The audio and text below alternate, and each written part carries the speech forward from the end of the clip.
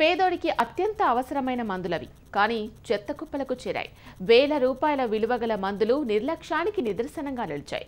కరీంనగర్ జిల్లా సిరిసిల్లలో చెత్త కుప్పల్లోకి చేరిన మందులు ఎవరు పడేశారు? అవి ఎక్కడి నుంచి వచ్చాయి? ఎక్స్పైరీ కాకుండా కూడా ఎందుకు చెత్త కుప్పల పడేశారు?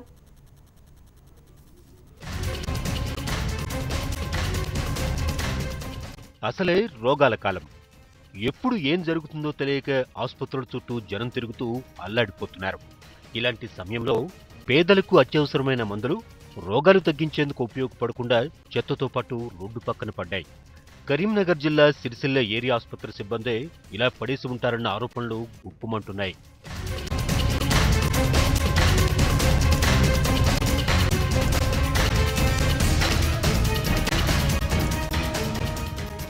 కొన్ని రోజులుగా రోగులకు మందులు లేవని చెప్తూ ప్రైవేట్ మెడికల్ షాపులకు వెళ్లమంటూ డాక్టర్లు రోగుల అటెండెంట్లకు రిఫరెన్స్ చేస్తున్నారనే ఆరోపణలు ఉన్నాయి. ఈ క్రమంలోనే రోడ్డును కనిపించిన మందులతో స్థానికులు ఆగ్రహం వ్యక్తం చేస్తున్నారు. మందులు పడేసి మీడియాకు తెలియగానే తిరిగి వాటిని తీసుకెళ్లారంటూ స్థానికులు ఆరోపిస్తున్నారు.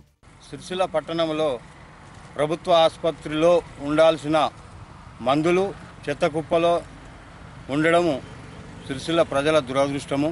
ప్రైవేట్ షాపులతోని మిలకతై ఈ ప్రభుత్వ డాక్టర్లు ఈ బీద ప్రజలకు బయట పోయి కొనుక్కోమని చెప్పడము ఇది ఎంతవరకు న్యాయం అనేది తెలుస్తుంది. మరో 2 సంవత్సరాల కాల పరిమితి ఉన్న సిరప్లు మెడిసిన్లు తీసుకెళ్లి పడేయాల్సిన అవసరం ఎవరికి ఉందంటూ జనం ప్రశ్నిస్తున్నారు.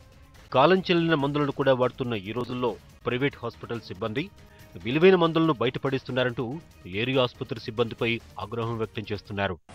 ఒక పక్క వేలాది మంది కార్మికులు రోజు ఏరియా హాస్పిటల్కి వచ్చి చూపించుకుంటే మందులు లేవని బయటకు చిట్టీలు రాసిస్తున్న ఈ డాక్టర్లు అది ఎక్స్పైరీ డేటు కాకుండా కానీ పారబోయడం అనేది మరి ఇది దేనికి సంకేతమో తెలియదు. ప్రభుత్వం వెంటనే స్పందించి జిల్లా అధికారులు స్పందించి సంబంధిత డాక్టర్ కానీ సిబ్బంది కానీ వారిపైన చర్యలు తీసుకోవాలని కోరుతున్నాం. ఆ మందులకు తమకు ఎలాంటి సంబంధం లేదంటున్నారు సిరిసిల్ల ఏరియా ఆసుపత్రి సిబ్బంది. ఈ మందులు ఎవరు పడేశారనే దానిపై విచారిస్తామని చెప్తున్నారు. 3 సంవత్సరాల క్రితం కూడా ఇలాగే మెడికల్ క్యాంప్ నిర్వహించిన అధికారులు మిగిలిన మందులను ఇలానే చెత్త కుప్పల్లో పడేశారు. ఇప్పుడు అదే ధరలో ఆసుపత్రి సిబ్బందే ఇలా చేసుంటారని ఆరోపణలు వినపడుతున్నాయి.